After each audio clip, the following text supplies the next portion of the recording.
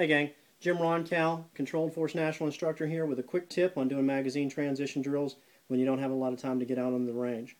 What I've done is I've set a little training area up here in my bedroom. Right here on the bed I've got my rifle mat to catch the magazines as they fall from the weapon. I've also got these dummy rounds. You can pick them up from any firearms store, sporting goods store that sells firearms equipment. And these are really great training aids. Reason for it is because they allow you to cycle the weapon just like you normally would if a round didn't go off for real if you were out on the range. And it'll allow you to have magazines. If you've put some of these dummy rounds in them, the weapon will cycle even if there's no live rounds in it. Obviously, it'll continue to work. You don't need a lot of them, maybe 5, maybe 6 of them. You put them in your magazine at random, maybe one in one, a couple in another, maybe 3. No more than that, because the important thing here is you want to keep on doing these drills. You don't want to spend a lot of time just continue to load up your magazines, right? So what I've done is I've loaded up 3 magazines. It's the amount of magazines I would carry if I was on duty. And I'll load them up in my magazine pouches. Then I've got this extra one.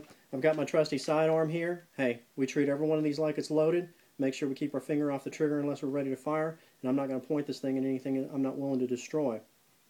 And make sure that you have no live rounds in your little training area, because obviously, hey, you know what? You put a hole through the wall, Miss is going to be pretty unhappy about that. So I'm all ready to go. I've got everything all set up. I'm going to go ahead and holster my weapon. I'm going to perform an admin load. And I'm ready to rock. Get my little combat crouch. I visualize that like that target's right there in front of me, and I can get to work.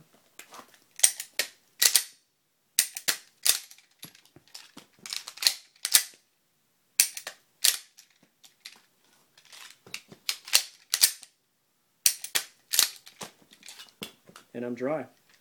Guess what, gang? Doesn't take very long to get this drill done. The important thing is if you want to become proficient at doing these immediate action drills, practice over and over and over again. Hey, because when it gets right down to it, you don't want to be sitting there doing an immediate action drill. You want to be in the fight, full tilt boogie for freedom and justice. You got any questions, please post them up. We'd be happy to field them for you, and we'll talk to you soon.